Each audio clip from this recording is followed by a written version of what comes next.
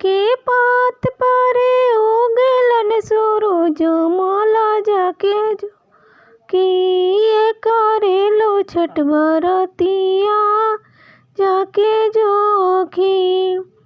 केरवा के पात पर उगलन सूरज माला जाके जोखी करेलो छठ बरतिया जाके जोखी। हम तो से पूछिला बरतिया ये बरतिया से केकरा लागी तो करेलो छठ बरतिया केकरा लागी।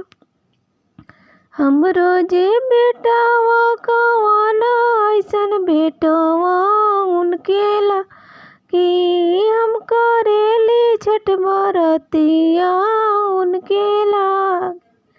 नरियरवा के पात पर उगलन आदित्य माला जाके जोखी करेलो छठ बरतिया जाके जोखी।